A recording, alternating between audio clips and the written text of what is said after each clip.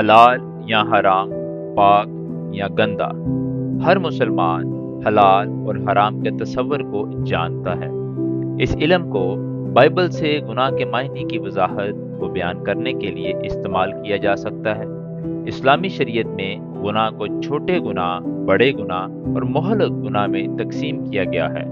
اسلام کو ترک یا ارتداد کرنا، کسی کو بھی اللہ کے برابر بنانا یا شرک کرنا معنی گناہ ہیں۔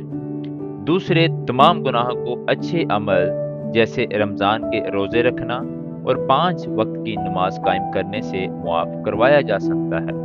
اپنے مسلمان دوست سے پوچھیں کہ جب وہ بازار جائے اور اس کو 4 قسم کا گوشت ملے تو وہ کیا کرے گا۔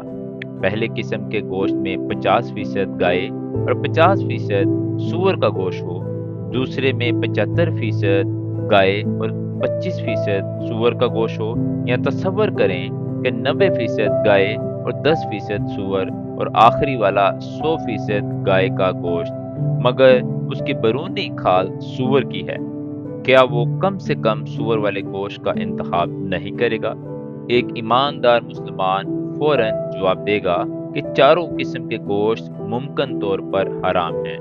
اس سے کوئی فرق نہیں پڑتا کہ کتنے فیصد سور کا گوشت اس میں ہے یا اس کی جلد صرف سور کی ہے، وہ سب حرام ہیں۔ نتیجہ یہی سوچ گناہ پر بھی لاگو ہوتی ہے کہ خدا نے کہا کہ ہر گناہ حرام ہے اور ہمارے کو خدا کے سامنے گندا کرتا ہے۔ وہ کسی بھی ناپاک اور گندی شے کو جنت میں داخل نہیں ہونے دے گا۔ مکاشفہ 21 باب 27 آیت بائبل میں سکھاتی ہے، ہم سب گناہ گار ہیں، ہم سب کا گناہ کرنے کی طرف مضبوط رجحان ہے، اس لیے ہم سب کو گناہ سے چھٹکارے کی ضرورت ہے۔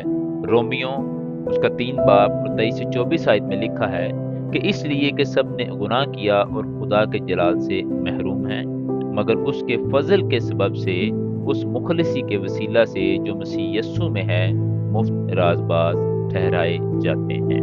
ہماری مزید ویڈیو دیکھنے کے لیے ہمارے یوٹیوب چینل اور فیس بک کو دیکھیں، اور اپنی غلط فہمی دور کرنے کے لیے ہمارے اس جی میل اور ہمارے اس واٹس ایپ نمبر پہ رابطہ کریں۔